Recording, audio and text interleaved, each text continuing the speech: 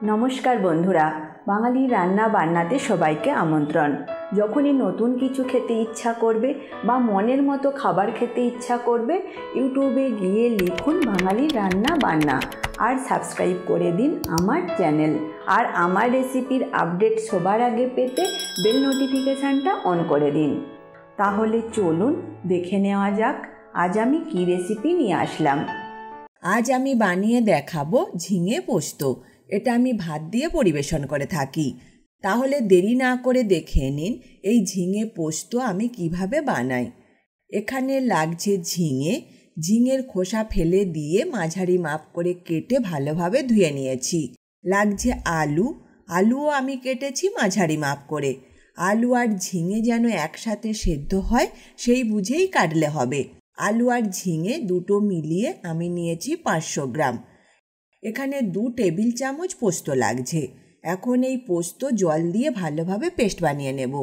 পোস্ত পেস্ট বানিয়ে নিয়েছি। রেসিপি বানানোর জন্য কড়াই বসিয়ে দেব। রান্নাটা আমি করব সর্ষের তেল দিয়ে। তেল গরম হলে আলু দিয়ে দিচ্ছি। আলু ভেজে নেব।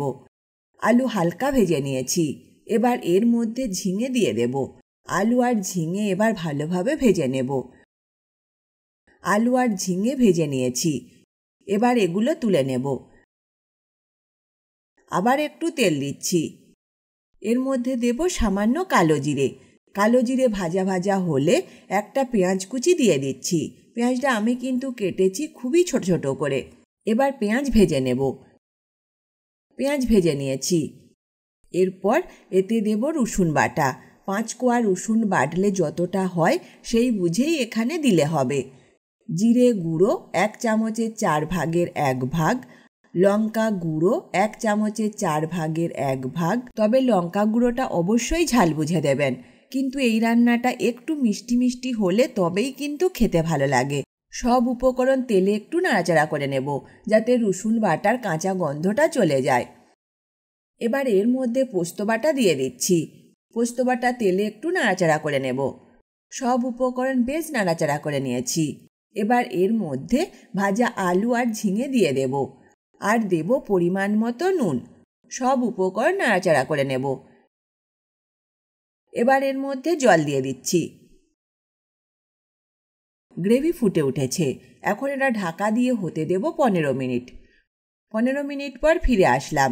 আমি কিন্তু মাঝে একবার ঢাকা খুলে নাড়াচাড়া করে আবার ঢাকা দিয়ে হতে দিয়েছিলাম। বানিয়ে নিলাম ঝিঙে পোস্ত। আর এই রেসিপি যদি আপনাদের ভালো লেগে থাকে অবশ্যই লাইক বা কমেন্ট করে জানাবেন। পারলে বন্ধুদের সাথে শেয়ার করে দিতে কিন্তু ভুলবেন না। আজ তবে এই পর্যন্ত থাক। আবার দেখা হবে নতুন এক রেসিপির সাথে।